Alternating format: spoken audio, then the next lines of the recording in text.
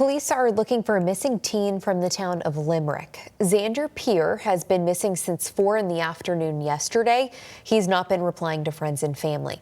He was last seen near the Secaucus Lake boat launch in Limerick. If you know anything about Xander's whereabouts, you're asked to reach out to the Maine State Police's Southern Field Troop.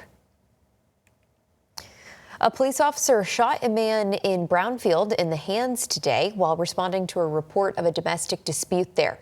According to a press release from the Oxford County Sheriff's Office, they received a report of a man on Porter Road chasing his wife with a gun.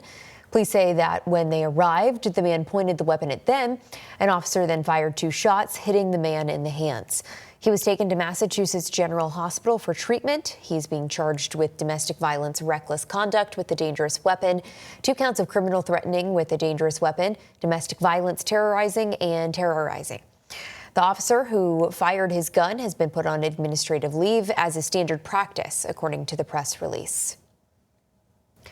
Residents of the Hidden Circle Mobile Home Park in Jay now own the land they live on. Governor Janet Mills was at tonight's celebration of that purchase. A press release from her office says when parks are purchased by investors, rents often go up. By owning the land the park is on, living there will stay more affordable, the release says. Quote, no one should lose their home to exploitative companies looking to make a profit, Mills said in a statement. Mills signed the Opportunity to Purchase law in 2023, requiring residents be notified if the park they live in is going to be sold.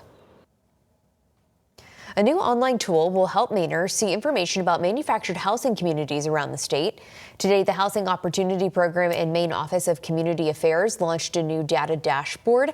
Information reflects the 2025 and 2026 licensing application and renewal process. Officials say they will update the dashboard every year. Some key takeaways: there are more than 2,000 unoccupied lots across 475 licensed communities. And of those communities, 14 of those are resident owned. You can access the dashboard through the Office of Community Affairs website. Lincoln's town office is closed today following a cyber attack that disrupted the town's computer network. City leaders say the incident was discovered Saturday after the town's IT provider notified officials. The town has not said whether personal information was accessed or whether hackers demanded a ransom. The affected systems have been taken offline as IT professionals investigate the attack and work to safely restore the network. Town officials declined to comment further on the attacks, but residents say they're concerned about the impact on the community. Never had a cyber attack before, at least not when I was on the council. My last year on the council, I did bring up the fact that they were underprepared for any cybersecurity incidences. What I am happy about is that they gave the information that it just happened, whereas usually you don't find out about it for months later. Town officials say they will provide more information as details are confirmed. There's no word yet on when the town office will reopen. Tonight, Auburn City Council looked at a petition to ban cameras from the company Flock Safety. The council said 1,647 signatures were gathered and certified for that petition. Comes as many communities across the country reconsider this technology. The cameras scan vehicles and capture license plate numbers along with other information. If a plate is connected to a wanted vehicle, stolen car, or investigation, police then get an alert. 5,000 law enforcement agencies in 49 states currently use the cameras. Police say they have been used to solve crimes, but critics worry the technology invades privacy. Meanwhile, several officers have been accused of misusing it. Not to quote Spider-Man, but with great power comes great responsibility, and we need to establish the rules and make sure everybody's comfortable with those rules. The Auburn City Council said that they expect the petition to be on the agenda again next month. They can then either vote to adopt it or send it to a referendum. They say that if it does go to referendum, a special election will be scheduled. In Minnesota, a man who admits to vandalizing Flock Safety cameras is defending his actions. Videos online have racked up millions of views, showing someone damaging Flock cameras there.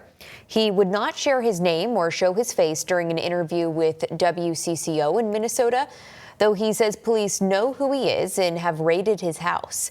He says he's aware of the risk associated with his actions, but thinks it's worth it. I know it's risky.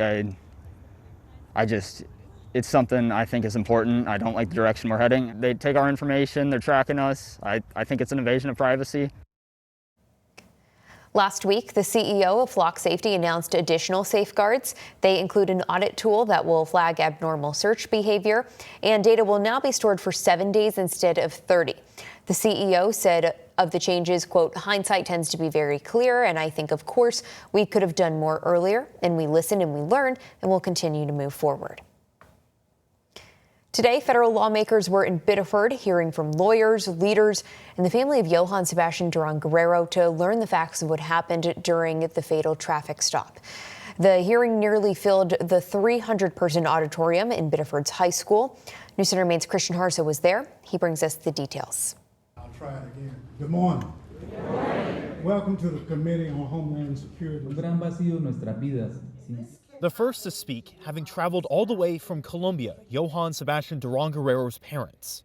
The death of our son, a brother, a father, and a husband has left our hearts broken and a great emptiness in our lives. Being heard by 4 congressional representatives from Mississippi, Louisiana, Massachusetts, and Maine. The hearing gave Mainers the chance to be heard on the shooting that happened in July. Before more gunshots shatter another windshield and steal another person's life and fracture the freedom of all who seek peace. This has to end. And if ICE cannot be reined in and fundamentally reformed, then it is time to abolish it. The Guerrero family's lawyer, Ben Gideon, started his testimony talking to the audience and Guerrero's parents. That courage is a nice contrast. He has heard from the Maine Attorney General's office, and his client has been interviewed as part of their investigation. Yet to date, the Justice Department has done nothing to investigate. The FBI has done nothing to investigate. The Department of Homeland Security has done nothing to investigate. We have not heard from any of those agencies, not even once. Local leaders asked for support from Congress, accountability from ICE, and reform of the immigration system. However, lacking a ruling majority, the Democratic lawmakers couldn't promise that. But we want to take this opportunity to hope and pray that this is the last such hearing we ever have to have.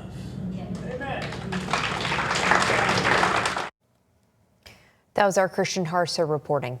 The Maine Attorney General's office released a statement today affirming that it continues to investigate Guerrero's death, but for the integrity of that investigation has no further comments.